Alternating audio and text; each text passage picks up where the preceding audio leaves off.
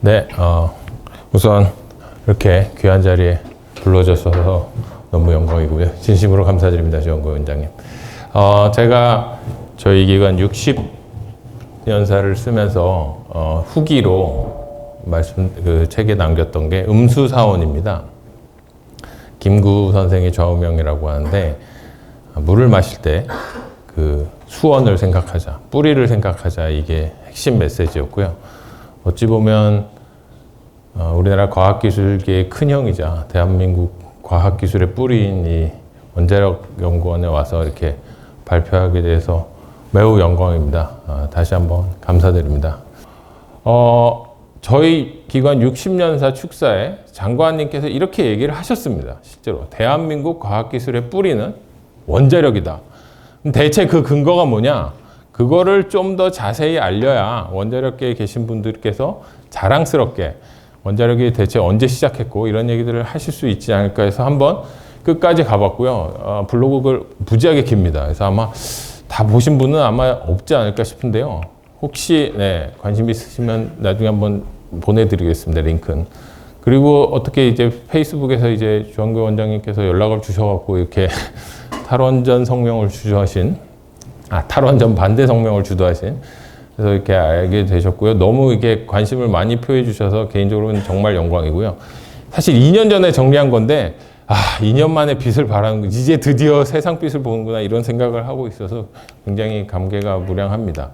특히 저는 이 책에도 이렇게, 그 통명 기사에도 이렇게 나왔고요, 일간지에. 우리나라 최초의 물리학 박사는 최균환 박사다. 이렇게 했는데, 당연히 그렇게 알고 있었습니다. 근데 주원구 원장님께서 또 마침 이거를 교정을 해주셨고, 역사에 보면 특히 과학기술 역사, 원자력 역사에서 뭔가 제대로 알려지지 않은 사실이 생각보다 상당히 많더라고요. 그래서 오늘 이 자리에서 좀 많이 접하시고, 그간 알던 게 좀 잘못됐구나, 좀 이해를 하셨으면 좋겠습니다. 100만인의 원자력 해서 이제 1950년에 이런 책을 번역하셨다 그러고요. 여기는 원이 4개더라고요. 보통은 이 물리학의 이 원자모형이 원이 3개인데, 지난번에 이제 지난주에 갔을 때도 그 원자로 앞엔 원이 4개였는데요. 제가 좋아하는 문구 중에 하나가 이겁니다. 최고도 깨지고 최대도 깨진다. 세계 기록 깨집니다. 최근에 마라톤 2시간 기록 결국 깨졌지 않습니까? 언젠가는 깨집니다. 안 깨지는 게 딱 하나 있습니다. 최초 기록은 안 깨집니다. 몰라서 그렇죠. 그래서 저희는 최초를 항상 생각해야 됩니다. 왜냐하면 최초부터 결국 시작하는 거거든요. 전 이 문구를 좋아하는 이유가 음수사원이라는 단어랑 일맥상통하기 때문에 특히 좋아합니다. 그리고 이 자리에서 다시 말씀드리지만 주원구 원장님께서 찾아주신 대한민국 최초의 물리학 박사는 최균환 박사가 아니라 조홍천 박사님입니다. 그거는 영원할 겁니다. 앞으로는 이제. 그리고 또 작년에 이제 주원구 원장님께서 저희 기관 찾아주셔서 이렇게 MOU도 맺고 해서 이제 제가 온 게 또 더 이렇게 의미 있지 않을까 싶은데요. 자, 그러면 이제 오늘 말씀드릴 게 이 3개인데요. 원자력원, 원자력청은 단어는 들어보셨을 거예요. 저 기관이 대체 뭐라는 기관인지 잘은 모르실 수 있지만, 그 다음에 원자력이 대체 방사선의학이랑 무슨 상관이 있는, 저도 사실 제가 원자력병원에 왔지 않습니까?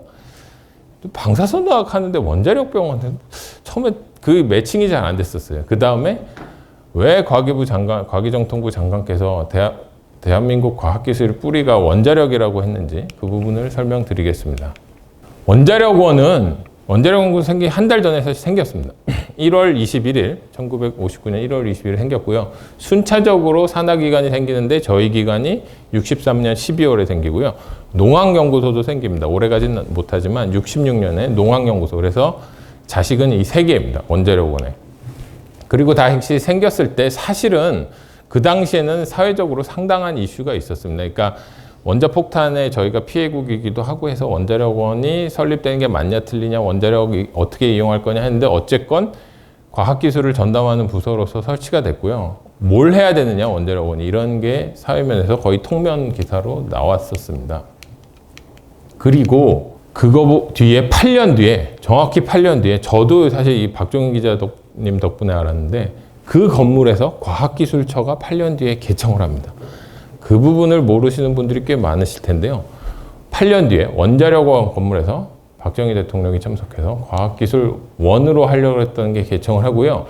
그 각각의 해에 대해서 59년과 67년 그 중요한 해에 자세한 글을 남기셨는데 요 사이에 일어난 일, 59년에서 67년 사이에 원자력원이 어떻게 흘러갔는지에 대해서는 제대로 정리된 글이 없어서 제가 정리를 하게 됐고요.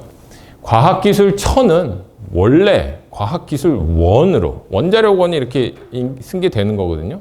하려고 그랬는데 개청 딱 한 달 전에 부처 간에 막 이견이 있어서 청으로 떨어뜨립니다. 그러니까 과학기술원에서 과학기술처로 하자. 그래서 67년 2월까지는 과학기술원이 총리의 직속으로 설치된다까지가 기사가 나옵니다. 원래 과학기술원으로 탄생하려고 했던 거고요. 그래서 원자력원과 원자력연구소가 있듯이 과학기술원과 과학기술연구소가 탄생하는 겁니다. 근데 흥미로운 건 당연히 엄마가 있고 애가 태어나야 되지 않습니까? 근데 애가 엄마보다 먼저 나옵니다. 더 흥미로운 건 사실은 원자력 그 캐리도 그렇고 키람스도 그렇고 과학기술처의 자식인데 나이가 많죠. 그게 왜 그랬을까 저는 궁금했는데 어찌됐건 이 4개의 기관, 2개의 페어링 되는 기관에서 과학기술연구소는 과학기술원, 과학기술처보다는 먼저 개소를 한 것처럼 되어 있습니다. 역사적으로는. 하지만 거기서 비슷한 얘기로 보시면 과학기술, NST 기관들을 보시면 과학기술처, 과학기술원 탄생 이전에 탄생한 것들이 캐리, 키스트가 있습니다. 과학기술을 전담한 부서가 없는데 산하기관이 생긴 게 이상하지 않습니까? 그치만 원자력원이라고 해를 넣으면 이렇게 바뀌는 겁니다. 사실은 원자력원이 과학기술을 거의 시작했다 이렇게 말씀드릴 수 있고요. 아까 말씀드린 키스트 탄생은 자세히 보시면 2월에 탄생하는데 터도 안 잡았었습니다. 66년 2월엔 어디에 생길지도 몰랐고요. 그해 10월에 이제 터를 잡습니다. 홍릉에. 그리고 3년 뒤인 69년 10월에 준공에서 건물이 생겨서 입주를 하게 됩니다. 실제로 그러니까 건물이 생긴 걸 기준으로 하자 그러면 과학기술원, 원자력원, 원자력연구소, 과학기술원, 과학기술연구소 이렇게 되는 거죠. 그리고 저는 최근에 알았는데 이 박정희 대통령이 개인 자격 설립자가 된 이유가 그냥 그러려니 했는데 기사에서는 그냥 한 줄로 나오거든요. 상당한 이유가 있더라고요. 이거는 나중에 전상근 이사장님 회고담을 한번 보시면 좋겠습니다. 그래서 과학기술 아까 키스트 그 건물 보셨죠? 이게 과학기술처 처음에 입주한 건물입니다. 혹시 아셨던 분 있나요? 없죠. 저도 사실 기사 보고 처음 알았습니다. 원자력병원이 저 건물이었는지 몰랐거든요. 그래서 제가 지난주에 이 발표 준비를 위해서 건물을 한번 다녀왔고요. 이 건물에서 이렇게 4월 21일에 현판을 대통령이 직접 와서 달고요. 그 9일 전에 청와대에서 김기영 초대장관에게 이렇게 임명장 수여를 합니다. 그래서 언제 그러면은 과학기술원 건물이 생기느냐? 63년 11월 대한뉴스입니다. 여기 김미홍선 4대 원자력 원장이 있습니다. 이따 소개해드릴. 학술회의가 열려 분과별 연구 발표가 있었습니다.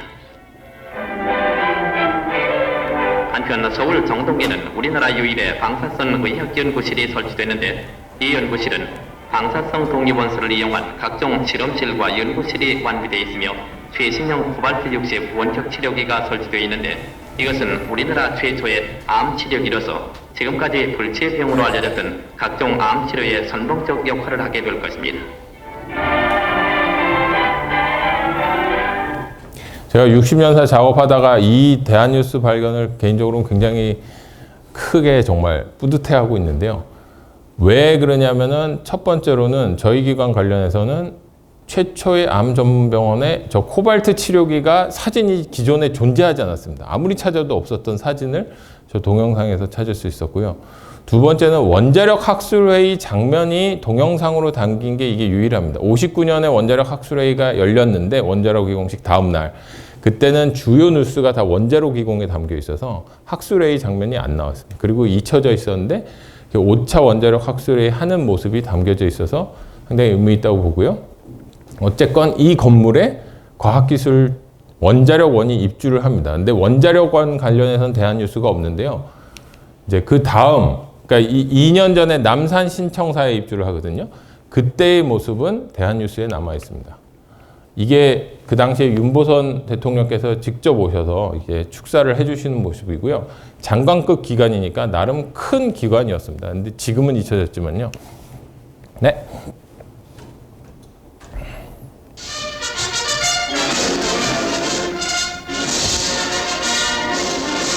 서울 시내 남산기슬 서울중앙방송국 옆에 원자력원 사무총국에 새 건물이 세워졌습니다. 7월 14일에 거행된 낙성식에는 윤 대통령을 비롯한 여러 인사가 참석했는데 이 건물 안에는 원자과학의 전시장을 비롯해서 사무실 등 우리나라 원자과학 발전에 그다음에 원장이 여러 가지 당시에 시설이 구비되어 있습니다. 해군 군의관이었습니다. 대령 원자력 원장이. 그래서 이제 군복을 입고 저는 처음에 왜 군복을 입고 있나 했어요. 처음에 저 60년 캐리 60년 사진 보면 군복 입은 사람이 계속 나오거든요. 해군 군의관이었고요.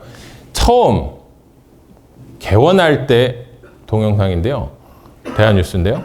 최신부 건물에 이제 사무실을 빌려서 입주하는데 지금 과기정통부가 하나로 되어 있지 않습니까? 그래서 희한하게 처음 뿌리랑 같은 상황이 아닌가 이런 생각을 하게 되는 영상입니다.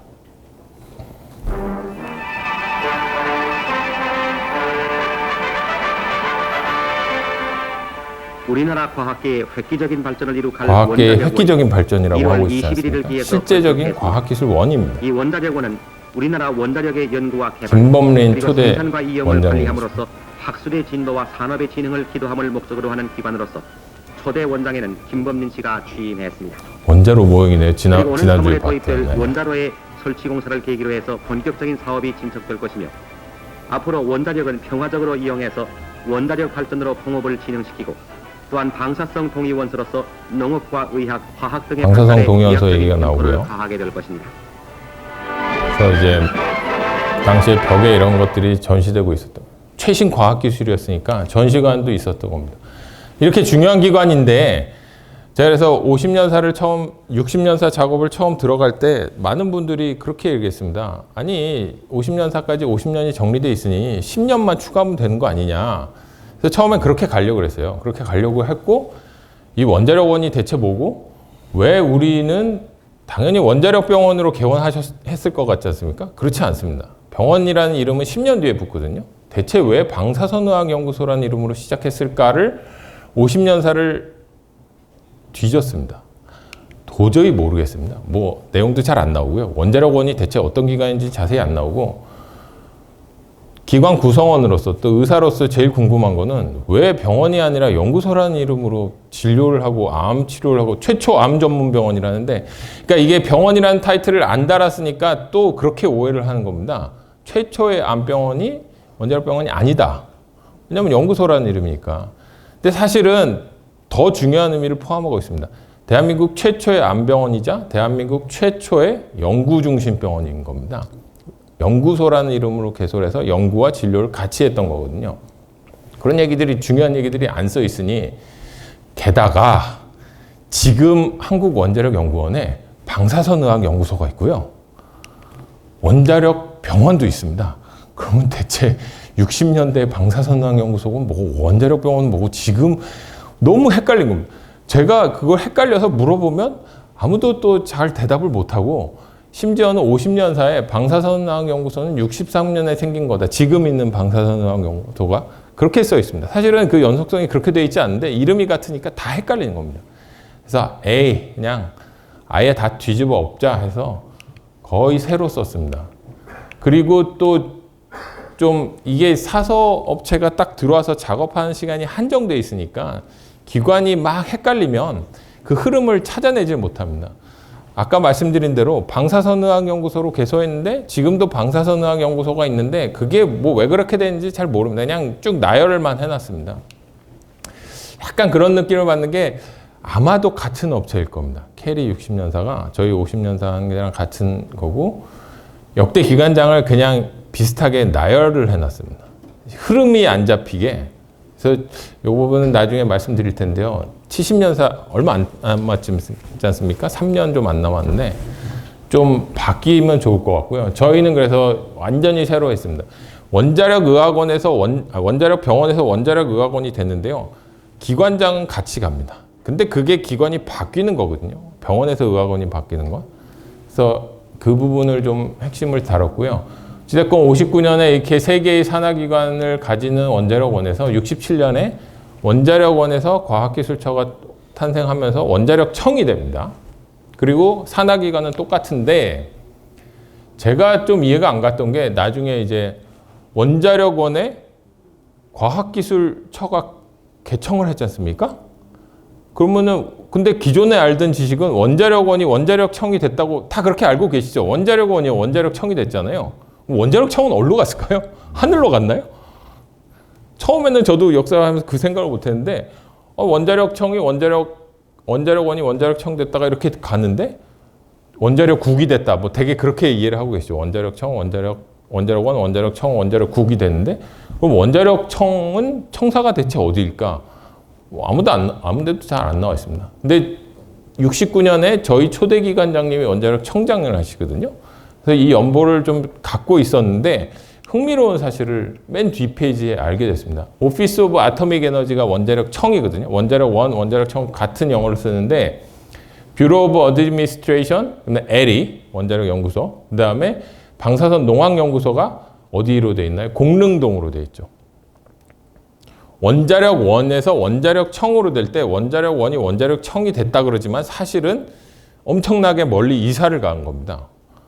원자력연구소 건물로. 그리고 방사선의학연구소, Radiological Research Institute는 정동 그 건물에 그대로 있게 됩니다. 그래서 박정현 기자님께서 그 글에 쓰신 거대로 과기처랑 원자력병원은 같은 건물에 4년간 같이 있게 됩니다. 그거를 저도 제가 입사한 지 10몇 년 만에 60년사를 쓰면서 처음 알게 된 겁니다. 이게 그 지도고요. 메인 빌딩 1번에 보시면 그 눈목자, 나무모가 아니라 눈목자입니다. L이랑 원자력청이 같은 건물에 있다는 지도가 명쾌하게 나오고요. 이게 왜 중요하냐? 제가 또 희한하게 사서 작업하면서 63년 원자력원, 오피스 오브 아토믹 에너지 연보를 갖고 있는데 영어로 되어 있습니다. 흥미롭게도 63년도 그렇고 69년도 다 영어로 써 있는데 주소 보이시죠? 뷰로 오브 어드미니스트레이션은 정동 써 있죠. 원자력원은 정동에 있었습니다. 근데 LE는 어디 있습니까? 공릉동에 있는 겁니다. 그러니까 원자력원 건물이 과학기술처가 되고요. 대부분이 사실 과학기술 행정하는 부서는 남는 겁니다. 그리고 일부만 원자력청으로 돼서 가는데 어디로 가느냐? 연구소로 가게 되는 겁니다. 그래서 저는 이렇게 흐름을 잡아야 된다고 생각합니다. 기존에 알려진 대로 원자력원, 원자력청, 원자력국, 과학기술처의 원자력국 이게 아니라 원자력원이 과학기술처가 되는 겁니다. 주소상으로도 그렇고요. 원자력청이 기존의 원자력 산하기관을 흡수해서 원자력 연구소로 이전하고요. 이게 73년에 한국 원자력 연구소가 되는데요. 그게 71년에 원자력청 민영화 계획이라는 게 있었답니다. 그래서 원자력청 산하의 3개 산하 연구소를 통폐합한다는데 그래서 73년에 통폐합이 됩니다. 한국 원자력 연구소라고 통폐합이 된다는데 전 이게 여전히 이해가 안 가는 게 그래서 이때서야 원자력 병원이라는 타이틀을 달거든요. 이때. 근데 농학연구소는 그대로 있어요. 원래 원자력연구소 산하였으니까. 그래서 그냥 원자력연구소가 한국 원자력연구소 약간 뭐죠? 그 표지 바꾸기? 껍데기만 바뀌지 산하기관은 그대로 있거든요. 그래서 원자력청이 한국 원자력연구소가 되면서 그러니까 원자력연구소랑 원자력병원은 원래는 형제 관계다가 원자력연구소가 이렇게 위로 올라가게 되는 겁니다. 산하기관으로 우리를 흡수해서 저희 기관은 한국 원자력연구소 원자력병원이 되는 겁니다. 73년부터요. 그리고 이 건물을 제가 지난주에 갔더니 본관, 별관 이렇게 되어 있더라고요.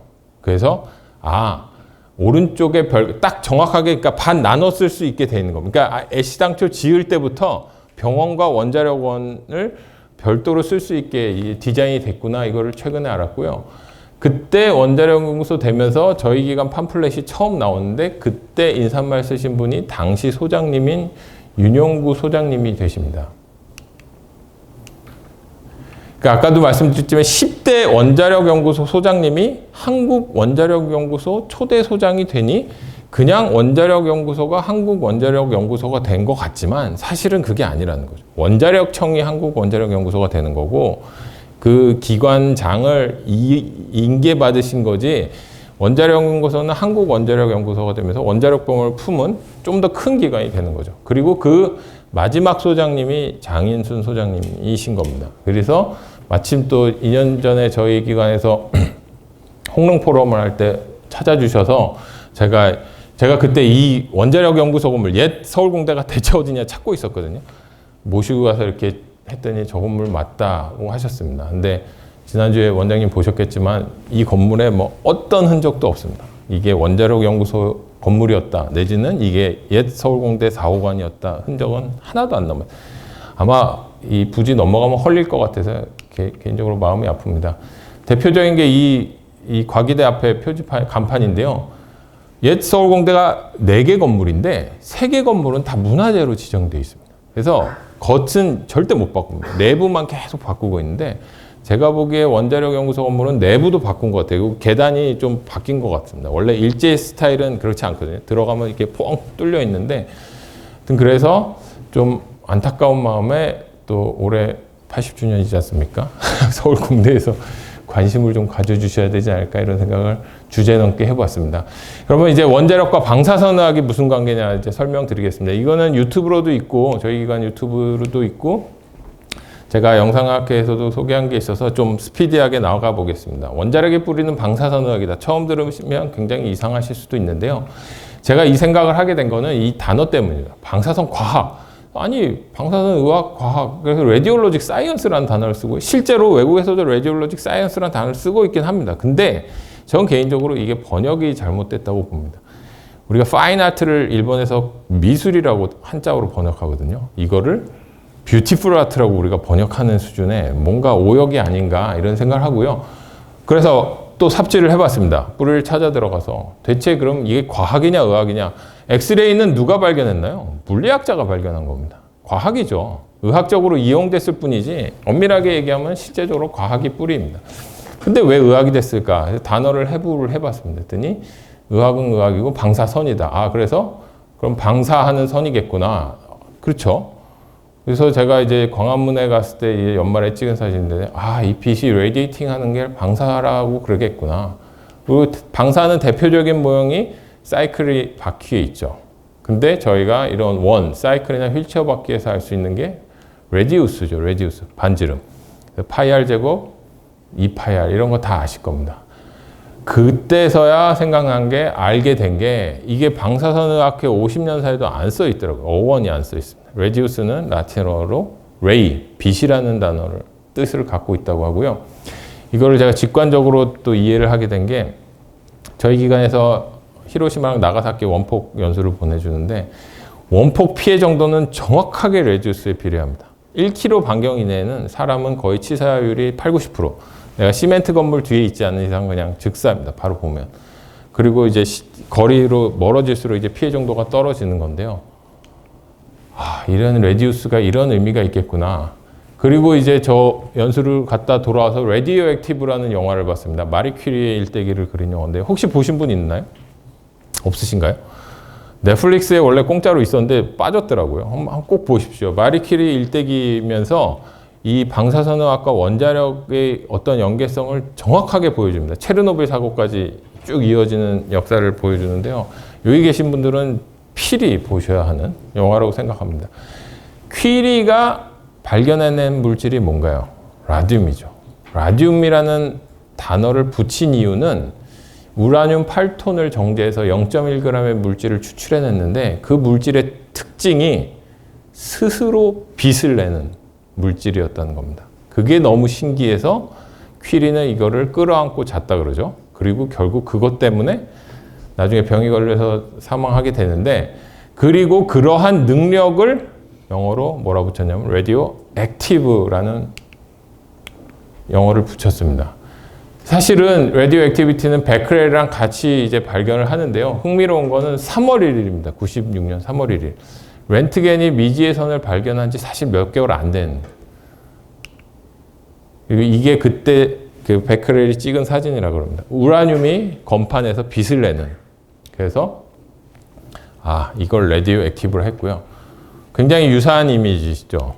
그래서 저는 저런 걸 보고 이 네 개의 단어가 공통의 어원을 갖고 있는 거구나. 그래서 라디움, 레디에이션, 레디오 액티비티. 레디에이션을 하는 능력이 레디오 액티비티인 거고, 그래서 레디올로지는 빛의 학문이다. 과학이냐 의학이냐를 따질 게 아니라 빛을 이용하는 학문이다. 이렇게 정의를 해야 된다고 생각합니다. 그래서 그리고 또 하나 이게 아인슈타인과 관련이 있는데요. 아인슈타인이 노벨상을 받죠. 그 노벨상 제목이 Generation on Conversion of Light입니다. 광전 효과라고 우리가 하는 빛에 대한 학문으로 노벨상을 받는 거고요. 그 정확히 20년 전에 렌트겐이 최초의 노벨 물리학상을 받죠. 그 논문의 주제가 미지의 빛에 대한 발견입니다. 미지의 빛에 대한 렌트겐선이라고 불리우는. 그래서 이게 어떻게 연결이 되느냐? 렌트겐의 물리학적 발견이 결국에 아인슈타인 공식에 의해서 원자 에너지까지 연결되는 겁니다. E는 mc 스퀘어라고 해서요. 잘 아시겠지만 저희 기관에서 이제 요거를 캐릭터를 저희 기관이 탄생한 해가 토끼 해거든요. 63년이 토끼 해입니다. 그래서 토끼를 이용해서 라디라는 캐릭터를 개발했어요. 생명의 빛이다. 그래서 빛의 의미를 강조해서 라디라는 귀엽죠. 제가 여기 인형도 갖고 왔습니다. 나중에 드리겠습니다. 그리고 제가 이걸 공부하면서 렌트겐 기념비가 뮌헨박물관에 있다 그러더라고요. 거기에 이렇게 써 있다 그럽니다. 의학자에게는 인체의 내부를 보여주고 기술자에게는 공업재료의 본질을 가르쳐주며 과학자에게는 원자의 내부를 알게 하였다. 근데 마침 제가 작년에 뮌헨박물관에 갈 일이 있어서 갔는데 그때 공사 중이라고 저건 못 봤습니다. 근데 딱 100주년이더라고요. 저는 이게 100주년의 의미를 그때 몰랐는데 1925년에 독일이랑 일본은 과학이 엄청 발달한 나라로 결국 전쟁을 일으켰는데 제국주의로 가서 어찌됐건 과학을 굉장히 뮤지엄인데 대개 뮤지엄 하면 미술관이지 않습니까? 유럽에 가시면. 뮌헨에 있는 건 과학박물관이고요. 제가 제일 관심 있는 건 당연히 저거겠죠. 아토믹 피직스. 왜냐하면은 그때까지도 저는 계속 궁금했거든요. 원자력의 뿌리를 렌트겐까지 이렇게 거슬러 올라가도 되는지 약간은 확신이 없기도 했는데 전시관에 딱 들어가는 순간 확신이 들었습니다. 톰슨부터 사실 나옵니다. 그리고 마리 퀴리 부부가 실험하는 이게 있고요. 당연히 렌트겐의 엑스레이 선이 보입니다. 그래서 그 당시에 렌트겐이 실험했던 X선 발견을 위한 실험이 나오고요. 그래서 자기 와이프 사진 찍었던 게 전시되어 있습니다. 제가 저까지 보고 그래 이제 핵물리학의 시작은 렌트겐선이야. 그리고 돌아 나왔습니다. 사실 돌아 나와서 집에 가려고 한참 가는데 숫자 하나가 눈에 싹 거슬리는 겁니다. 보이시기에 뭐 숫자 거슬리는 거 있나요? 다시 돌아가서 다시 한번 들여다봤습니다. 렌트겐 와이프 손 사진이 언제로 돼 있나요? 11월 8일로 돼 있나요? 12월 22일입니다. 12월 22일. 제가 이거 보고 이거 유력하구나.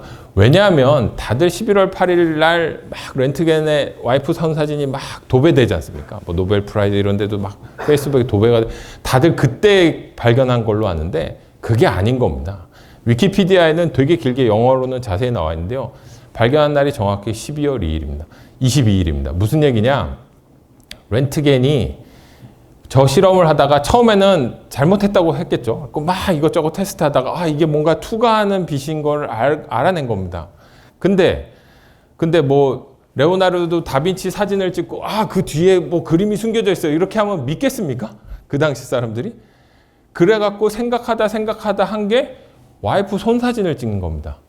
반지의 의미가 그래서 반지의 의미가 저희가 항상 널이 있지 않습니까? DNA 뭐 이런 영동, 전기 영동 할 때도 컨트롤이 있어야 되지 않습니까? 이게 와이프 손 사진이라는 걸 증명할 수 있는 방법은 링을 낀 사진을 찍는 거죠.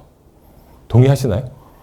뭐 여기엔 그렇게는 안 써 있습니다. 왜 링을 낀 사진을 찍었냐? 근데 저는 이 사진을 찍자마자 사실은 비엔나로 보냅니다. 비엔나의 유명한 물리학자한테 보내서 자기가 이걸 발견했다. 그러면서 이거는 결국에 11월 8일에 찍은 게 아니라 논문은 다 써놓고 마지막에 인증샷을 찍은 거라고 생각하고 있습니다. 그리고 와이프 반응을 보고 확신을 얻죠. 나는 죽음의 빛을 봤다 하고 절대 실험실 근처에 안 갔다 그러잖아요. 그래서 어떻게 되느냐, 그 이후에 이거 역시 영어 위키피디아에 잘 나와 있는데요. 12월 22일 날 발견하고요. 요 방사선학회 50년 사진인데 12월 28일에 비엔나 대학으로 보냅니다. 그래서 물리학자한테 리뷰를 받는데 물리학자가 보자마자 와 이건 세기의 발견이야 하고 바로 그 다음 주에 퍼블리시를 하는데 해가 바뀝니다. 사실은 1896년에 세상에 알려지게 되고요. 첫 주에 비엔나에서 발표가 됩니다. 근데 여기서 생각해 보시죠. 제가 또 마침 비엔나 연수를 다녀와서 지금 뭐 미국 가신 분들도 아시만 크리스마스 시즌엔 다 닫잖아요. 뭐 우편이고 뭐 그때 마차 타고 가야 되는 건데 이 논문이 엄청 빨리 퍼블리시가 된 겁니다. 실제적으로는 바로 일주일 만에 전 세계에 알려지니까, 그러니까 퍼블리시가 되고 한 달 만에 거의 전 세계에 알려지니까요. 또 하나 원자력에 대해서 말씀드릴 게 결국 계속 단어 얘기인데요. 지금은 뉴클리어 에너지, 아토믹 에너지 동의어로 쓰이지 않습니까? 그럼 아톰이랑 뉴클리어스가 같은 단어냐? 아톰이 처음 나온 단어가 나온 때는 그리스 때입니다. 사실 그리스 때 uncutable이라는 그리스 어원을 갖고 더 이상 쪼갤 수 없는 거다. 근데 그럼 이게 뉴클리어스랑 과연 같은 의미를 가질 수 있느냐? 저는 당연히 아니라고 봅니다. 그리스 시대는 인문학의 시대지만 신학 철학이 엄청 발달했을 때고요. 그때 사람들은 태양을 보고 신을 생각했죠. 이렇게 태양이 쭉 가면 그 헬리오스라는 신이 말 타고 이렇게 가는 움직임이 태양일 거다 한 거고요. 사원소설도 있지 않습니까? 그리스 시대의 아톰은 그냥 철학으로서의 과학이었던 겁니다.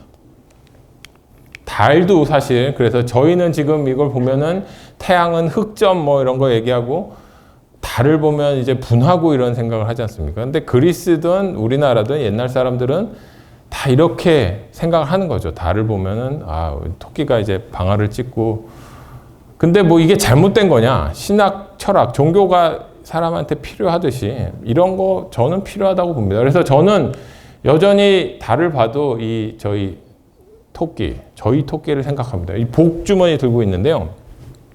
최근에 재밌는 얘기가 있더라고요. 나로호 이제 딱 성공하지 않습니까? 나로호 발사를 보면서 우리 아이 대학 잘 가게 해주세요. 사람들이 기복을 했다고. 아무리 과학 문명이 발달해도요. 그런 인문학적인 사람의 생각은 변하지 않는 게 있는 겁니다. 그래서 달을 보시면 오늘 이후로는 이 달에 있는 이 복덩어리 토끼를 꼭 생각해 주시면 좋겠고요. 그게 과학 시대의 뉴턴 이후의 시대로 돌아와도 달튼이나 톰슨은 여전히 그렇게 믿습니다. 그 파라다임을 헤게문을 깰 수가 없는 거죠. 그러다가 패러다임 시프트가 러더포드에 의해서 일어나는데 1911년에요. 그 실험이 뭐냐? 방사선을 이용한 실험. 알파선 산란 실험. 아까 렌트겐비에 그렇게 써 있다 그랬지 않습니까? 인체의 내부를 보여주고 원자의 내부를 알게 했다 그랬지 않습니까? 방사선이 원자의 내부를 알게 한 거죠. 그래서 뉴클리어스라는 단어, 그러니까 원자 핵인 겁니다. 아톰은 엄밀하게 얘기하면 원자고요. 뉴클리어스는 원자 핵입니다. 그러니까 뉴클리어 에너지는 원자 핵 에너지가 맞는 거죠. 하여튼 그래서 핵물리학이 이제 본격적으로 하는데 아까도 말씀드렸지만 아톰 피직스는 뮌헨 박물관에서는 어찌됐건 렌트겐 내지는 톰슨까지 거슬러 올라가서 그때를 뿌리라고 생각하고 있습니다. 그리고 이제 어마어마한 계속 좀 핵물리학의 아버지라 불리죠. 그리고 러더포드 얘기에서도 E는 MC 스퀘어 얘기가 나옵니다. 근데 흥미로운 건 아까도 말씀드린 원자 모형은 원이 대부분은 사실 3개입니다. 그리고 이제 러더포드가 보어랑 같이 해서 이제 태양계 모형을 개발하고요. 지금은 폐기됐지만 어찌됐건 이 모형은 과학을 상징하는 중요 모형으로 계속 쓰입니다. 그리고 러더포드의 제자인 체드윅이 1932년에 중성자를 발견하죠. 중성자를 발견하고 아인슈타인 공식을 이용해서 이제 원자 에너지를 탄생시킬 수 있겠다. 가설이 생기고요. 그 가설을 검증한 게 오토 한입니다. 독일에서. 결국 모든 과학은 사실 유럽에서 시작하거든요. 오토 한이 핵분열을 성공하니까 난리가 나죠. 미국에. 그래서 어찌됐건 우라늄의 약간의 질량 감소가 몇 밀리그램의 질량 감소라도 빛의 속도 제곱에 곱해지니까 어마어마한 에너지가 될 거다. 이게 원자력, 원자 에너지입니다. 원자력 에너지는 틀린 단어입니다. 원자 에너지, 원자력입니다. 그리고 사실상 저도 이게 원자폭탄 만들기 책에서 안 건데요. 원자 에너지의 가설을 처음 제기한 거는 유태인 과학자 레오 실라르드라고 합니다. 1934년에 체도익이 딱 중성자를 발견하자마자 원자 에너지가 우리가 만들어낼 수 있겠다 가설을 세우고 실제로 그걸 특허로 냈다고 합니다. 근데 그때 막 2차 세계대전 전운이 돌면서 다 유럽에서 미국으로 건너가죠. 실라르드는 실험을 못하고 과연 가능할까 하다가 오토한 독일 과학자가 그거를 딱 발견하니까 큰일 났다. 우리 2차 세계대전에서 박살난다. 독일이 원자탄을 만들면 박살이 난다. 그래서 아인슈타인을 꼬셔갖고 사실은 아인슈타인 편지라고 알려졌지만 실제로 쓴 건 실라르드가 썼다고 합니다. 아인슈타인 이름을 빌려서 아인슈타인 실라르드 편지인데요. 그래서 이제 루즈벨트 대통령한테 보내고 이번 이창건 박사님 책에 보니까 전문이 뒤에 실려 있더라고요. 저도 이제 제가 이렇게 여기서 떠들려면 공부를 하고 떠들어야죠.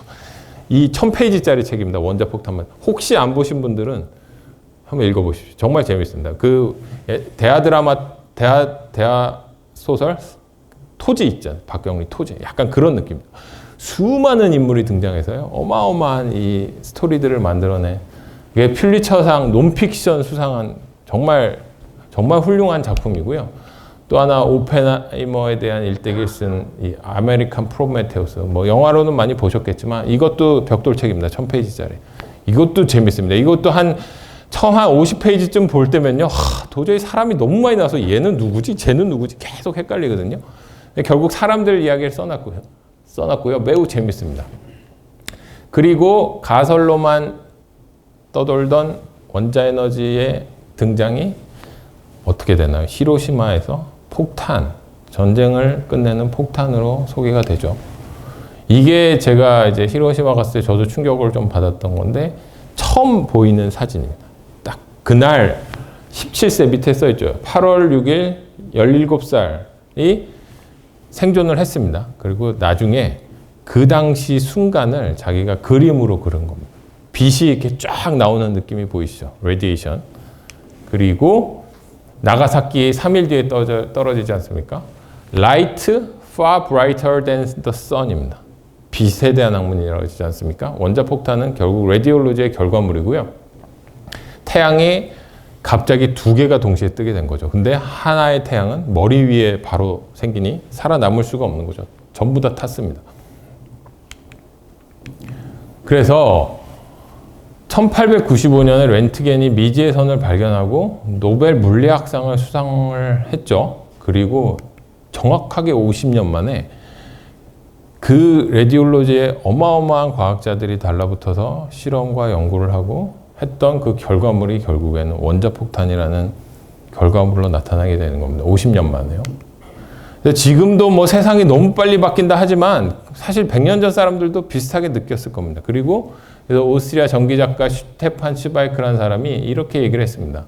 현대에 이르기까지 인류가 전체로서 지금보다 더 악마처럼 행동한 적은 없었고 지금처럼 하느님과 가까운 일을 이룩한 적도 없었다. 옛날 같으면 그냥 신화에 있었을 일들을 다 가설이랑 실험을 통해서 증명하고 검증하고 틀렸다 막 이러고 있으니 놀라운 거죠. 그 당시 사람들 입장에서는. 네, 이 영화를 꼭 보시고요. 지금도 이거는 아직도 저희가 그래서 쓰이고 있고 응용하는 게 이제 결국 방사성 동위원소죠. 지금 과기정통부에서 중요하게 생각하는 게 AI와 더불어 하는 게 첨단 바이오지 않습니까? 바이오. 결국 과학기술은 바이오를 떼고서는 얘기할 수 없는데요. 그 중에 핵심이 저는 방사선 바이오라고 생각하고요. 그래서 저희 기관에서 이제 이 방사선 바이오, 방사성 동위원소에 대해서 열심히 이제 연구를 하고 결과물을 내려고 하고 있는데 저도 이게 역사를 보다 보니까 굉장히 흥미롭더라고요. 러더포드가 물리학자지 않습니까? 그래서 이제 방사능 갖고 막 실험을 하려고 그러는데 잘 모르겠으니까 화학자 하나를 데리고 옵니다. 러더포드 있는 실험실에. 그게 소디인데요. 그러면서 뭐를 발견하냐? 방사능 반감기를 발견합니다. 이게 어떤 의미가 있을지 저는 이렇게 생각해 보면 약간 최근에 그런 생각을 했습니다. 이게 그러니까 저희 아이언맨 있지 않습니까? 아시죠? 아이언맨 에너지원이 뭔지 아시죠? 근데 이게 반감하는 걸 모르고 처음부터 페이스를 너무 오버했던 겁니다. 마라톤을 뛰려면 처음에 끝까지 가려면 페이스를 낮춰서 뛰어야 되지 않습니까? 약간 그런 느낌? 이 사람들이 처음 방사능이라는 걸 발견했을 때 방사능이 감소할 거라는 생각은 별로 못했던 겁니다. 어떻게 보면. 어찌됐건 그런 연구를 거듭해서 라디오 아이소톱을 발견하고 노벨 화학상을 받죠. 노벨 물리학상을 이해해 받는 사람이 누군가요? 21년에? 아인슈타인입니다. 즉 이거 관련해서 그 당시에 노벨상이 수두룩하게 쏟아지는 거고요. 아까 말씀드린 대로 엑스레이가 95년 11월에 발견되는데 한 4, 5개월 만에 라디오 액티비티라는 게 발견이 되고 그걸 갖고 러더포드 소디가 막 연구를 하다가 아 이게 레디에이션이 아까 사진에 보면 이렇게 햇빛처럼 나오지 않습니까? 계속 영국이 나오는 게 아니라 시간이 갈수록 줄어든다. 이렇게 한 거를 불과 6년 만에 사실은 발견한 겁니다. 왜 그런지는 모르고 아 이게 디케이 한다. 그래서 페이스 조절을 해야 된다. 뭐 이런 거죠. 그리고 지금 AI가 과학혁명을 주도한다 이런 얘기들이 많이 나오는데 딱 100년 전에 똑같습니다. 레디올로지라는 학문이 똑같이 거기서 노벨상이 수두룩하게 나오는 거고요. 그래서 원자력이란 단어는 지금으로 보면은 동의어가 AI라고 생각하시면 됩니다. 어떻게 보면. 최신 과학인 거죠. 어찌됐건 이거를 우리나라에서 처음 접한 분은 윤일선 박사라는 원자력 원장 나중에 소개해드린 분이 1937년에 식민지 조선에서 어떻게 네이처지를 구했는지 모르겠어요. 지금도 유명한 과학 잡지 네이처지를 보고 사이클로트론이 소개된 거를 논문으로 보고 정말 밑도 끝도 없이 샌프란시스코에 가서 로렌스 실험실을 찾아갔답니다. 그러면서 너 왜 왔냐 했더니 렌트겐이 엑스레이 발견했을 때 의학에 기여할 생각을 못했듯이 당신 물리학자고 사이클로트론 개발했지만 이것도 의학적으로 어떻게 사용될지 모르는 일이다 하고 얘기를 했는데 실제로 지금 의학적으로 엄청 사용이 되고 있죠. 우리나라에 그래서 저희 기관에 최초로 사이클로트론 의료용이 들어오고요. 방사선 동위원소를 생산하기 시작하고 저희 기관에 또 2019년에는 이렇게 RI 신약센터가 생기면서 과기부 장관께서 그때도 오셔서 이제 축사를 해주시고 하셨습니다. 자, 그래서 요 내용은 제가 이제 저희 영상학계에서 발표한 게 간단하게 있으니 혹시 보시면 될 거고요. 저는 이제 자전거를 보면 최근에 또 원장님께서 자전거 좋아하시죠? 다 대전 자전거 타기 좋잖아요. 자전거를 보시면 뭘 생각하셔야 되냐? 바퀴에 보시면 방사선, 그리고 바퀴 중심, 원자핵, 이렇게 꼭 마리 퀴리 부부가 신혼여행 간 게 사이클 타고 갔다. 자전거 타고 신혼여행 갔다 그러고요. 라디오 액티브라는 영화를 보면 처음 도입부에 두 명이 만나는 게 자전거 때문에 만납니다. 마리 퀴리가 책 보고 갔는데 이 남편이 칩니다. 마리 퀴리. 그래서 그렇게 해서 인연이 생긴 것처럼 뭐 실제인지 모르지만 그렇게 돼 있으니까요. 네, 그러면 이제 원자력과 방사선 얘기는 여기까지 하고요. 그럼 대체 우리나라 과학기술의 뿌리로 어떻게 원자력을 할 수 있는지 이종호 장관님의 생각을 한번 들여다보겠습니다.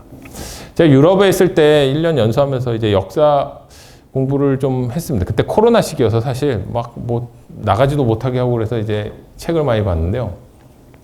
유럽 역사를 얘기하다가 이 책을 봤는데 주경철의 유럽인 이야기 서문이 너무 가슴에 와닿더라고요. 인간이 역사를 만들고 역사가 인간을 만든다. 이 중요한 사실을 역사가들조차 흔히 잊곤 한다. 역사 재미없잖아요. 사실은 막 책 들여다보면 사서 학을 띄는데 물론 저희 지금 사서 봐도 뭐 그렇게 재밌진 않으실 거예요. 근데 어찌됐건 최대한 재밌게 쓰려고 했는데 이런 컨셉으로 사람을 추적하면 역사가 보이거든요. 그런데 그렇게 쓰지 않고 역사가들도 그렇게 하지 않으니 잊혀지는 역사가 많은데요.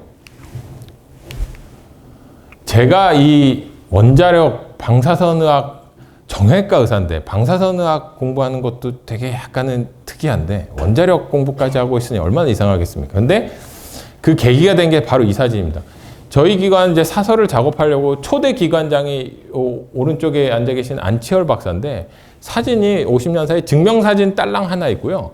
이분이 뭘 했는지 전혀 내용이 안 나와 있는 겁니다. 그래서 막 이 연사 저 연사 막 찾았습니다. 그래서 캐리 60년사도 그 안에 있었고요. 방사선학 50년사, 이거는 핵의학 연사 60년사에서 발견한 사진인데, 제가 네모친 두 분이 의학계에선 굉장히 유명한 분들입니다.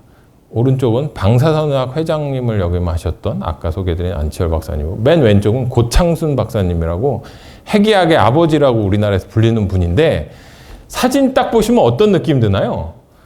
소파가 세 개가 편한 세 개가 있죠. 이 두 분은 왠지 여기서 별로 중요하지 않은 분. 이 세 분, 저는 이 세 분을 전혀 모르는데 딱 일견 봤을 때, 아, 이 세 분이 더 중요한 분들이겠구나, 당시에.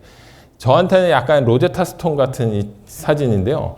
요거를 기점으로 이제 삽질이 시작됩니다. 제 삽질이 막 이제 파고 들어갑니다.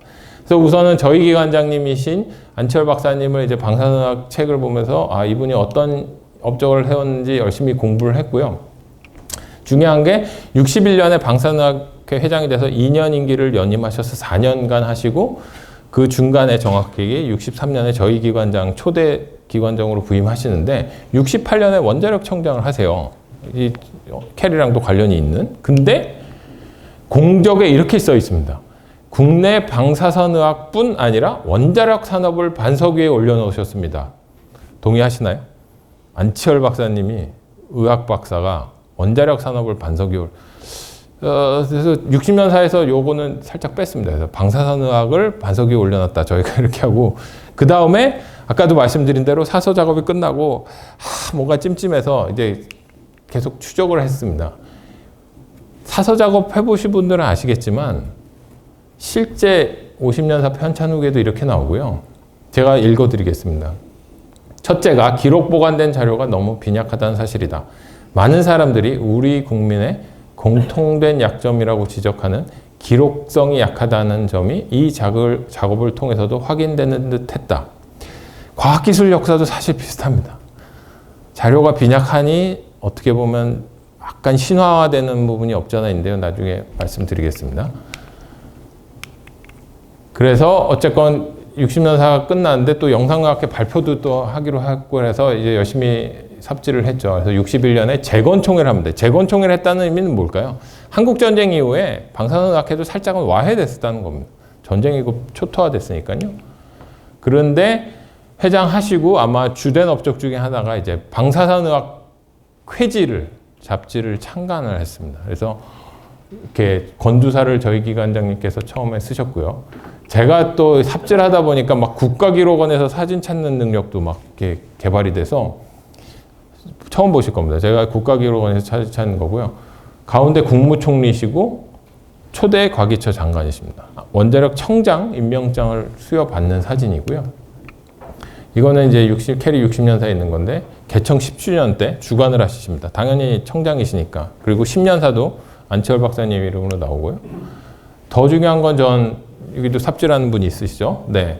안치열 청장님이 과기처 장관과 함께 두 번째 원자로 트리거마크 3 기공식 69년에 열리거든요. 거기 삽질을 하십니다. 이게 저는 개인적으로 의미 있는 사진이라고 보는 게, 원자로 첫 기공식 삽질은 누가 하시나요? 이승만 대통령이 하시죠. 그만큼 중요한 원자력 역사에서 중요한 일을 저희 기관장께서 했다는 거에 저는 상당히 의미를 두고요. 저는 이 사진에서 또 중요한 게 첨성대, 그 당시에 우리나라 과학기술, 지금은 다 장영실 얘기를 해요. 세종대왕 뭐 치국이 하는데, 사실은 첨성대를 약간 그 당시 사람들은 그 뿌리로, 우리나라 과학기술의 뿌리로 보는 게 아닌가 이런 생각을 합니다. 그래서 혹시 나중에 필요하시면 이 사진을 이용해서 1282년 이렇게 써 있지 않습니까? 그래서 과학기술의 시작은 저때다 이렇게 얘기를 하고 있습니다. 근데 안치열 박사님을 이렇게 추적하기 위해서 캐리 책을 보고 하다 보니 원자력 원장 5분이 사진이 보이는데, 그게 봤더니 흥미롭게도 전 윤일선 박사만 의사인 줄 처음 알았거든요. 이 왼쪽에 두 분도 의사분이신 겁니다. 그래서 과기처가 탄생하고서는 의학 박사가 장관이 된 적은 없거든요. 치과 선생님 한 분 있는데, 그래서 또 뭐 해야죠. 삽질을 다시. 이분들은 대체 누굴까? 전 잘 모르는 분들이었거든요. 흥미로운 건 오원성 원장은 아까 말씀드린 대로 해군 군의관이었는데 세 분 다 세브란스 의전과 관련이 있습니다. 오원성 원장 스승이 김명선 박사고요. 후임이. 김명성 박사 스승이 윤일선 박사입니다. 희한하게 보통은 제자가 이렇게 물려받지 않습니까? 원자력 원장은. 근데 아마 이제 군사혁명이 일어나면서 오원성 원장이 먼저 되고 자기 스승들을 이렇게 원자력에 끌어당긴 것 같은데, 아까 말씀드린 대로 원자력원이 과기처됐다는 그 일견 이해할 수 있는 건 여기 사진에서 나옵니다. 원자력청 10주년 개청식에서 초대 과기처 장관 옆에 오원선 원자력 원장 두 분이 앉아 계십니다. 그리고 또 하나 중요한 게 원자력위원회라는 게 있는데요. 과학행정기구. 어떻게 보이시나요? 1. 김범린, 그다음에 3. 오원선 원장, 4. 김명성 원장, 윤일선 원장, 김기영 과기처 장관, 최영석 과기처 장관. 이어지죠. 과학행정은 이어지는 겁니다. 원자력연구소 20년 새에 나온 얘기입니다. 원자력위원회라는 게 어떤 기관이냐? 대통령 직속으로 구성된 원자력위원회는 막강한 권력이 주어진 실질적인 우리나라 과학행정의 정책 의결 기구였다. 과기처 설립에 서두를 필요가 없었던 이유 중에 하나는 제 생각에 원자력원이 있었기 때문에. 과학행정은 돌아가고 있었거든요. 단지 박정희 기자도 지적했지만 박정희 대통령이 선거를 앞두고 갑작스럽게 어떻게 보면 개청한 거고요. 전상근 이사장 책에도 보면 70년대 초반이 돼야 개청하지 않을까 이런 구상이었다고 합니다. 그 늦어져도 되는 이유는 어떻게 보면 원자력원이 있었기 때문이고요. 원자력원의 초대 위원 3분은 서울공대 교수님들이었다는, 이것도 서울공대 역사에서 중요하지 않을까 싶은데요. 하여튼 그렇습니다. 그리고 원래는 또 원자력원이 탄생할 때 그때 박철재 박사나 윤세원 박사는 아예 그냥 과학부로 출범시키자. 어차피 이게 하려는 게 과학인데 왜 굳이 원자력으로 해야 되냐 했는데 국회 부의장이 비토를 놨다 그럽니다. 우선은 순차적으로 해라. 한 술에 첫 술에 배부르려 하면서 넘어갔는데 그게 한참 시간이 걸렸던 거죠. 어찌됐건 당시에 그 같은 해에 하여튼 원자력 학술회의가 하고 과학기술자들이 전체가 모이는 그런 자리들이 마련되게 되고요. 그래서 이제 우선 4번째 원자력 원장님을 보시면 아까 63년 그 동영상에 나오는 분이고요.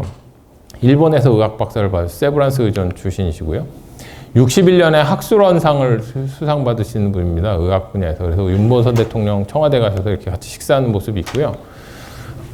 이분이 저는 과학기술에 역시 의미 있는 게 원자력 원장뿐 아니라 원자력 원장 되기 한 해 전에 63년에 원자력 원장 되시는데 과학기술원 설립위원장을 하십니다. 제가 보기엔 중요한 것 중에 하나 과학기술원 설립위원장이라는 자리가 있었고요. 키스트 설립위원장이라는 자리가 있었습니다. 키스트 설립위원장이 누군지 아시나요? 최균환 박사입니다. 그러니까 이게 그냥 그 해에 뚝 떨어지는 게 아니거든요. 모든 기관이. 다 준비 기간이 있는데 사설을 항상 작업할 때는 생긴 해 이후부터, 생긴 시점 이후부터 항상 하니까 설립위원, 이게 어떻게 탄생하게 되는지 자꾸 까먹게 되는 그런 게 있는 것 같습니다. 악순환이죠. 그래서 설립위원장이라는 게 있었고, 언제 같이 임명됐느냐. 최영섭 최장수 과기처 장관이 원자력 연구소 소장이 처음 되실 때 그날 같이 임명되십니다. 과학기술원, 원래 원자력위원인데 과학기술원 설립위원장에 임명이 되는 거고요.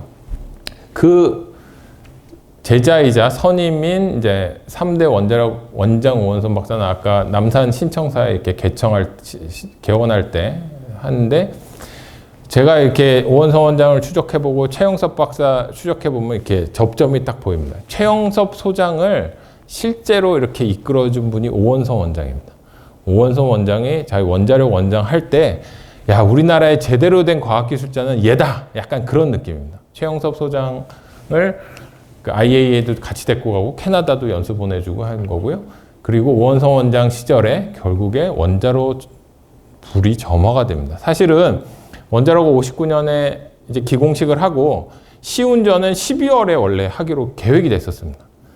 계속 미뤄집니다. 게다가 4.19, 5.16이 터지고 계속 지지부진한 상황에서 오원선 원장이 딱 와서 내부를 확 갈아엎습니다. 그게 최영섭 인사파동인데요. 어쨌건 최영섭을 발탁하고, 그러니까 유학파를 발탁한 거죠. 1세대 원자력 그룹을 약간 이선으로 후퇴시키고, 그 주인공이 오원선 원장이고요. 어찌됐건 박정희가 하도 이렇게 빨리 제대로 해라 해갖고 스트레스 받다가 어쨌건 원자로 점화를 성공시킵니다. 그래서 저는 코리안 프로메테우스라는 단어를 붙여도 되지 않을까 뭐 이런 생각을 합니다. 아까도 말씀드렸지만 오원성 원장을 추적하면은 계속 항상 이 최영섭 박사님을 약간 얼굴 만남처럼 그래서 이제 원자력원 시찰 오면 또 최영섭 박사한테 이제 자기는 과학자는 아니니까요. 약간 그런 느낌이고요. 그 해 사실 중요한 일이 많이 생깁니다. 62년에 과학심의위원회라는 게 개헌을 통해서 설치되고요. 원자로가 점화되면서 연말에는 과학기술계에 큰 도약이 있었던 한 해다. 이렇게 됩니다. 근데 지금 어떤가요? 과학기술 역사를 보면 62년을 우리가 쳐주나요? 마치 66년, 67년에 키스트가 생기고 하면서 과학기술이 생기고 하면서 과학기술이 뭐 이렇게 본궤도에 올라온 것처럼 얘기를 하고 있는데 사실은 아닙니다. 그 전부터 과학기술은 계속 발전하고 있었고요. 그 중심에 있었던 분이 5대 원자력 원장인 윤일선 박사님입니다. 이분을 얘기를 하려면 한 1시간 정도 걸려서요. 짧게 소개해드리자면 55년에 이제 원자력을 의사니까요. 원자력을 의학적으로 이용하겠다를 일간지에 실으신 분이고요. 박종인 기자께서 이제 한 페이지 이렇게 통면으로 써주시는데 한 반 정도를 미래에서 온 과학자들 이렇게 소개하는 분입니다. 그래서 원자력 및 과학기술의 초석을 다진 윤일선 박사. 그래서 대한민국 과학기술 유공자이시고요. 교토대학을 나오신 분이고 의학계에서도 굉장히 유명하신 분입니다. 그래서 대한의학계 명예전당 1호 헌정자이신데 이분은 아까 말씀드린 대로 초창기 원자력 1세대 그룹이 2세대로 후퇴할 때도 서울대 총장까지 지내고 하니까 그 흐트러진 어수선한 원자력계를 중심을 잡은 분이고 박정희 대통령이 원자력에 대해서 이걸 어떻게 쓸 수 있느냐 자문을 구할 때 항상 찾아간 분이 윤일선 원장이라고 합니다. 뭐 이렇게 원장 안 한 분이 없습니다. 어디 보니까 한 77군데 기관에 원장을 하셨다 그러는데요. 학술원을 세우십니다. 54년에 학술원을 세워서 초대 원장이 되시고 학술원의 개원 기념일도 특이하죠. 제헌절. 과학기술에 어떻게 보면 제헌절 같은 날이다 이렇게 한 겁니다. 그러니까 60년대가 절대 대한민국 과학기술의 시작이 아닙니다. 학술원이 생기고요. 50년 뒤에 그것을 기려서 윤일선 박사 동상을 학술원에 이렇게 설치를 합니다. 흉상. 그리고 아까 말씀드린 대로 식민지 조선시대 때부터 원자력에 관심이 많았던 분이고 최규남 박사와 윤일선 박사가 결국 식민지 조선의 유명한 원자력 과학자이신 거죠. 그리고 37년에 네이처지를 보고 아까 말씀드린 대로 찾아와서 로렌스 연구실에서 어니스트 로렌스를 만나고요.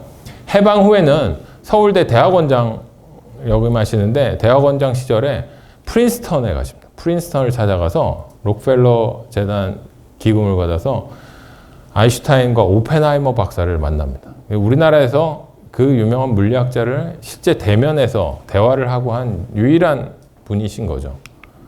그래서 그 후기를 그 해 48년 갔다 온 해에 쓰셨고요. 나중에 회고담도 이렇게 일간지에 썼는데 뭐 다 잊혀져 있었습니다. 그래서 하여튼 제가 열심히 찾았고요. 삽질을 해갖고. 그리고 이것도 이제 60년사 작업하면서 찾은 건데 잡지 새벽 아시나요? 55년에 잡지 새벽에 송년 특집호가 이제 원자력의 세계라는 특집호가 나오는데 잡지 새벽은 문예 잡지입니다. 저희 중고등학교 때 시 외우는 거 있지 않습니까? 그것들이 소개된 데가 문예 잡지인데 문예 잡지에서 특이하게도 55년에는 원자력의 세계라는 특집 송년호를 만들어내고요. 거기에 글을 하나 쓰시는데 암과 원자력 그래서 원자력에 있어서는 원자력 자체 또는 방사성 물질로서 의학에 관련된다 해서 원자력의 의학적 이용을 쓰셨는데 저는 이 잡지에서 요거를 한번 좀 전문을 복원해서 한번 인터넷에 한국 원자력의 장래에서 박철재 박사가요 55년에 시인과 함께 대담한 게 있습니다. 이것도 굉장히 중요한 사료라고 보는데 이게 한자가 많으면 이게 읽히지가 않습니다. 솔직히 말씀드리면 이 문구는 제가 자세히는 다 전문을 읽지 못했고요. 윤일선 박사님 글은 다 읽었었는데 그래서 우리나라에서 과학과 인문학이 만난 최초의 결합 지점 아닐까 저는 이런 생각을 합니다. 이것도 55년에 한국 원자력의 장래가 어땠을지에 대해서 대담한 거는 원장님 찾으신 59년에 그 박철재 박사 글 이상으로 좀 중요하지 않을까 하는 생각을 합니다. 그리고 박철재 이제 박사님은 초대 원자력 연구 소장님이 되시죠. 근데 안타깝게도 아까도 말씀드렸지만 4.19, 5.16이 되면서 약간 적폐처럼 제가 보기엔 몰리는 것 같아요. 이선으로 물러나시고 최상업 박사가 오신데 화학자십니다. 최상업 박사가 결국 임명하는 게 최영섭 소장을 이제 연구소로 불러오고 이렇게 되는데요. 왜 물리학자가 아닌 화학자가 소장을 했느냐? 최영섭 소장도 물리학자는 아니시지 않습니까? 원자력 연구소 하면 과학연구소입니다. 최신 과학연구소. 지금 캐리 역시 최신 과학을 하시듯이. 그리고 근데 약간 왜 60년대 이전에 대한민국 과학기술 역사가 잊혀졌을까 제가 많이 고민을 해봤는데 이 두 가지인 것 같습니다. 최영섭 박사의 회고담과 뒤에 나올 전상근 이사장의 회고담이 과학기술 사서로서 굉장히 평가를 받고 있는데 이 두 분의 회고담에서 50년대 얘기가 거의 안 나와요. 이 두 분은 50년대는 유학가 있을 때거든요. 50년대 대한민국의 상황이 어땠는지 잘 모르고 전상근 이사장님 책을 보면서 이 사진을 이해했습니다. 국가기록원에서 찾은 사진인데 원래는 최영섭 소장이 혼익 박사가 내한했을 때 같이 따라다니는 인물에 포함이 안 됐는데 그때 혼익 박사한테 그것까지 타진을 했다고 합니다. 키스트가 설립됐을 때 초대 소장을 누구로 할 거냐까지 컨펌을 받으려고 했다고 합니다.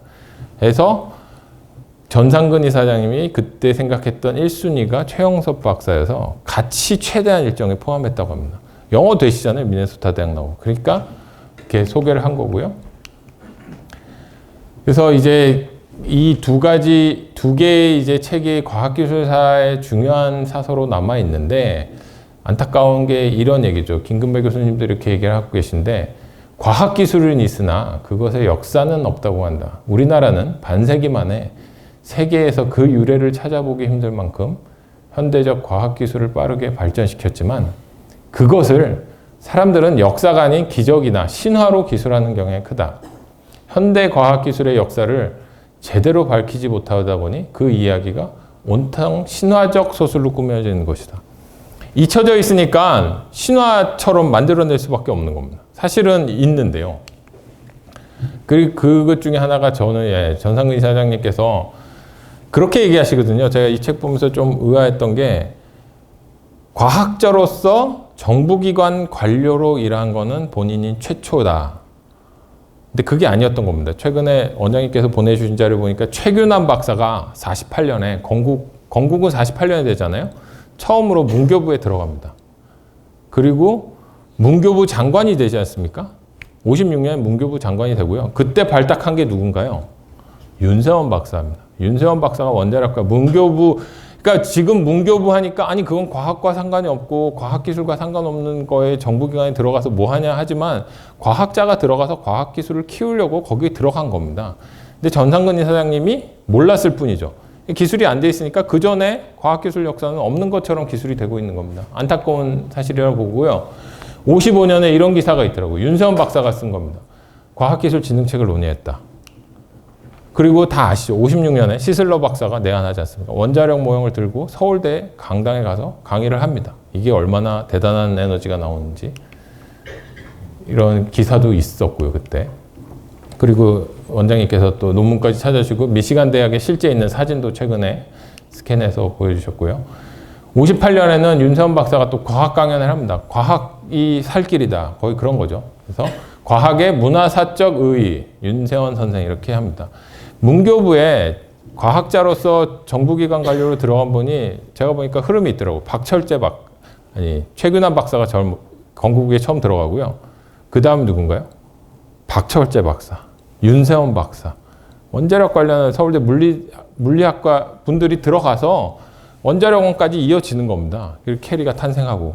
근데 그 격동기에 박철재 박사가 약간 적폐처럼 물려나니까 그 앞에 역사들이 어떻게 보면 잊혀지고 신화처럼 기술된 문제라고 생각합니다. 70년사에서 꼭 복원해 주셔야 될 거라 생각합니다. 제가 60년사에서 특히 이제 캐리 60년사에서 중요하게 생각한 사진이 이건데요. 전 처음에 보고 그냥 외국 분들 많고 저도 여기 있는 한국 분들 누군지도 잘 몰랐습니다. 그리고 사진을 안 써놓는 게 문제예요. 성함을 안 써니까 누군지 모릅니다. 앞에 최영섭 소장은 다 아시죠? 전 이게 또 저의 또 하나의 로제타 스톤 같은데 박익수 원자력위원이라고 써 있습니다. 저는 박익수 박사가 누군지 사실은 이때 몰랐거든요. 근데 이 책을 쓰신 분, 원자력 창업사, 55년부터 탄생했다라고 분명히 제목에 기술이 돼 있죠. 하시고 싶은 얘기가 얼마나 많았는지 창업사가 끝이 아니고요. 창업 비사, 측면사, 이게 뭐 정면사, 측면사, 막 거의 비사 이렇게 있는 겁니다. 그래서 있는데 다 공이 뭐라고 되어 있냐면 1955년부터 시작한 걸로 되어 있습니다. 근데 아까 처음에 보여드렸죠. 그 윈코리아의 그분이 원자력 도입 시기가 언제인지 모르는 문제인 겁니다. 그러면 안 되는 거죠. 이 박익수 박사를 해서 추적을 해봤더니 한국 원자력에 고민해서 약간 1세대 원자력 그룹과는 약간 반대파에 있었던 분 같습니다. 그래서 이분이 이제 원자력에서 윤사원 박사랑은나 이제 이창구 박사님과는 약간 대립점에 있었던 분이고 결국에 그분들이 이선하면서 이분이 1선으로 올라오고요. 70년사에는 여기 나온 사진의 인물들 꼭 성함 꼭 기록해 주십시오. 맨 왼쪽이 저희 초대기관의 안치열 박사님이고요. 박익수 박사. 윤일성 원장이 소장 뒤에 있습니다. 아까도 말씀드렸지만 이 최영섭 소장을 혼익 박사에 최대한 붙여놓은 거죠. 그 뒤에 조백현 박사, 그 다음에 전상근 이사장님입니다. 과학기술을 60년대에 일으키신 분들이고요. 이게 어떻게 연결이 되냐면요. 좀 이따 말씀드리겠습니다. 그래서 이 사진을 보면서 제가 원장님께도 말씀드렸지만 이 코코 만화가 생각납니다. 혹시 보신 분 있나요? 네. 인상 깊으셨네. 저는 이 메시지, 누군가에게 기억되는 영혼은 영원히 잊혀지지 않는다. 이 메시지가 정말 중요해요. 저희는 기억해야 됩니다. 후손으로서 이 대한민국 과학기술을 이렇게 올려놓은 분들을 기억해야 되는데 이름조차 안 써 있습니다. 문제죠. 그래서 안 보신 분들은 꼭 보십시오. 자기 잊혀진 분을 찾아가는 Remember Me, 기억해달라는 거. 송기정 선수 아시죠? 송기정 선수의 유언도 바로 그거였다고 합니다. 나를 잊혀지지 않게 해달라. 아까 말씀드린 대로 이 세 분이 어떤 의미를 갖느냐. 저희 의사 두 분을 이렇게 간이의자에 앉히신 이 세 분이 윤일선 서울대 총장이셨고요. 박익수 박사님 아까 소개해드린 맨 오른쪽엔 조백현 박사님입니다. 농대 학장님이고요. 이분들이 하신 일이 뭐냐. 10년 전에 혼익 박사가 내한하기 10년 전에 키스트 설립을 위해서 내한하기 10년 전에 미네소타 프로젝트를 추진한 겁니다. 윤일선 박사가 부총장 시절에 조백현 농대 학장, 이재구 의대 학장님 이렇게 모여서 미네소타 프로젝트를 하고요. 그때 많은 분들이 미네소타로 가죠. 그 중에 한 분이 누군가요? 여기 계신 주인공이시죠. 미네소타대 박사이십니다. 최영섭 박사님. 그러니까 최영섭 박사님은 유학가 있으니까 기억을 못하지만 그 당시에 한국에서는 이런 과학자를 키우기 위한 엄청난 움직임이 있었던 거고요. 결국 최영섭 박사님은 키스트 초대 소장을 하시고 중요한 걸 하시죠. 키스트 세우면서 역두뇌 유출. 전 이 주인공분들이 학부가 사실 궁금한데 다 이게 그 박사 학교만 나오더라고요. 유학 하시니까 다 해외 유학일 텐데 김재관 박사님도 민행공대지만 서울공대 졸업생이시거든요. 제 생각엔 대부분은 서울공대나 서울물리대 출신이 아닐까 싶은데 이번 기회에 좀 캐리해서 이렇게 이 귀국하신 이 당시 대한민국 과학을 일으키신 분들의 학부가 어디인지 한번 좀 정리되면 어떨까. 이것까지 제가 삽질을 할 수는 없어갖고요. 부탁드립니다.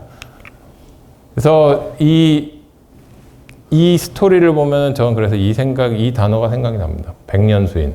1년 수곡, 10년 수목, 100년 수인. 다 아시죠? 곡식을 심을 때는 1년의 미래를 보고 싶고 1년을 보면 곡식을 심고 10년을 보면 나무를 심고 100년을 보면 사람을 심는다. 1950년대 대한민국 과학자들 최규남, 윤일선 총장을 위시한 분들이 과학자를 키우기 위해서 부단한 노력을 하셨던 겁니다. 그 터는 또 공릉동의 서울공대 터였을 거고요. 그래서 세월이 지나도 변하지 않는 게 있습니다. 그래서 이 백년수인이라는 정신도 우리 대한민국의 땅에서 50년대에 있었다는 거고요. 꼭 좀 기억해 주십시오. 그래서 저 사람들, 귀국했던 그 해외 유학자들, 귀국을 이끌었던 그 한국에 있던 과학자분들 기억해야 됩니다. 그래서 인간이 역사를 만들고 역사가 인간을 만든다. 그래서 역사가들은 있더라도 여기 계신 분들은 좀 잊지 않아 주셨으면 좋겠습니다. 그래서 아까 말씀드리지만 그 캐리 70년사에서는 이 역대 기관장의 흐름을 저는 좀 이렇게 바꾸시면 좋지 않을까 생각합니다. 원자력 원이 과학기술처가 되는 거거든요. 그래서 원자력 원장을 쭉 나열하시고 초대 김기영 장관, 최장수 과기처 장관, 원자력연구소 소장이었습니다. 제가 아는 분만 성자경 이관 박사님이 여기 하셨는데 더 계실 거라 생각합니다. 전 찾으면. 그 다음에 원자력청이 한국원자력연구소로 넘어가는 겁니다. 기관의 그 위상을 봤을 때 원자력 병원을 흡수하니까요. 자, 이제 거의 다 끝나갑니다. 레디올라우즈가 탄생한 원자력의 시대에 아까 설명드렸듯이 1895년에 렌트겐이 엑스레이를 발견하고 이렇게까지 과학이 발전한 겁니다. 제가 여기서 굉장히 원자력에서 인문학적인 의미를 많이 생각하는데요. 원폭병원을 나가사키 히로시마 갔는데 병원 이름이 원폭병원입니다. 들어보셨나요? 저는 원자력병원이라는 단어도 되게 이상하다 생각했는데 나가사키 히로시마에서 그래갖고 질문을 했습니다. 병원장님한테. 이름 바꿀 생각을 안 했냐고. 저희도 그 기관 구성원들이 이름 좀 이제 바꿔야 되지 않냐. 고리타분하지 않냐. 원자력병원이 이 시대에 대체 뭐냐 했는데 굉장히 재밌는 얘기였어요. 적십자병원이자 원폭병원인데 원래 태생이, 그러니까 정체성이 원폭이 터진 후에 57년에 일본의 원자력법이 제정되면서 이 원폭병원이 생기는데요. 당시에는 원폭 피해자만 진료를 했다고 합니다. 원폭 피해자 아닌 사람은 여기서 진료를 못 받았다고 합니다. 그래서 이름을 바꾸는 거는 기관의 병원의 정체성이 바뀌는 거니까 다 엄청나게 반대했다고 피해자한테서. 그래서 이름을 바꾸지 않고 역시 히로시마 나가사키 원폭병원이라고 하고 있고요. 이게 저희가 꼭 기억해야 될 게 이 부분인데요. 원폭 히로시마 나가사키는 일본이니까 저희가 피해가 없었냐? 전혀 아닙니다. 피해자의 사망자의 20%가 조선인입니다. 당시 살던 조선인입니다. 그리고 아까 말씀드렸지만 국적 얘기를 드렸지 않습니까? 해방 이후에 이 원폭 피해자, 조선인 원폭 피해자의 국적이 한국이냐 일본이냐 갖고 이게 엄청나게 이슈가 되고 아직도 해결이 안 되는데요. 제가 참 그 역사를 기억하자고 막 말씀드린 이유 중에 하나가 이것 때문입니다. 한국인 원폭 피해자에 대한 최초 조사를 한 기관이 저희 기관인데 60년사 때 처음 알았습니다. 저희 작업하면서. 그래서 이 역사를 우리가 너무 모르는 거예요. 우리나라. 해갖고 저희가 지금 준비하고 있는 책인데요. 그 원폭 피해자 2세인 히로시마 총영사를 지낸 신영근 박사님이 히로시마에서 논문 쓴 게 있습니다. 2012년에. 그거를 한국어로 번역하는 작업을 하고 있고요. 원자력이 가르쳐주는 메시지는 딱 이런 거죠. 여전히 SF 영화에 나오는 AI가 원폭 버튼을 누른다. 원자폭탄 버튼을 누른다. 이거지 않습니까? 그리고 실제로 100년 전과 지금은 매우 유사합니다. 세월이 엄청 빨리 발전하듯이 원자력의 개발은 AI 개발은 원자폭탄 개발과 유사하다. 과학혁명이 일어나고 있고요. 2024년 노벨 물리학상, 화학상이 다 AI였습니다. 아까 21년에 노벨 물리학상, 화학상 소디 아인슈타인 말씀드렸지 않습니까? 그리고 다 아시는 허사비스가 그때 화학상을 받았죠. 위험합니다. 그래서 AI가 인류에게 어떤 식으로 쓰일 거냐, 저는 이 교훈을 원자력의 역사에서 배워야 된다고 생각합니다. 그래서 제가 사실은 처음에 저희 기관 올 때 대체 키람스는 왜 과기부 산하일까? 병원인데 유일하거든요. 과기부가 대체 왜 병원을 갖고 있어야 될까? 항상 궁금했는데 이런 메시지 때문일 거라 생각합니다. 팀 쿡이 얘기한 건데요. 스티브 잡스의 모토라고 하죠. 기술이 인문학과 함께 시너지를 낼 때 인류를 이롭게 한다. 과학기술만 발전해서는 인류를 멸망시킬 수도 있다는 거죠. 그걸 보여주는 대표적인 게 원자폭탄이고요. 그래서 저희 기관은 이렇게 과학의 의학과 만나서 아까 말씀드렸지만 AI 첨단 바이오지 않습니까? 과학기술은 바이오를 빼고서는 얘기할 수가 없는 겁니다. 어디서 써야 되냐? 생명 연장, 건강 증진. 다 와치 차고 다니지 않습니까? 스마트워치. 건강을 위해서거든요. 과학은 의학과 만나야 된다. 저희 기관에서 작년에 만나셨고요. 과학. 그리고 이렇게 과학과 의학이 만날 때 도출해내는 결과물이 결국에 저희가 최초 암병원인 이유도 그렇고요. 환자를 치료하는, 아니면 아예 환자를 살리는. 그래서 미스 아메리카가 원자력공학과 출신이 이렇게 인터뷰를 했습니다. 우리 아빠를 암에서 구한 것도 원자력이다. 원자력 하면 떠오르는 게 원자폭탄이 아니라 생명을 구하는 원자력이 돼야 된다는 거죠. 그래서 저희 기관에서는 이런 걸 하나 그래서 60주년 때 만들었습니다. 그래서 유명한 물리학자와 의학자, 우리나라의 의학자가 만나서 아톰포 피스, 평화를 위한 원자력, 그 다음에 생명을 구하는 원자력, 아톰포 큐어다. 이렇게 말씀드리고 있고요. 이렇게 초대해 주셔서 다시 한번 감사드리고요. 여기 계신 분들이 군체 보셨나요? 제가 여쭤보면 대답을 안 하시죠.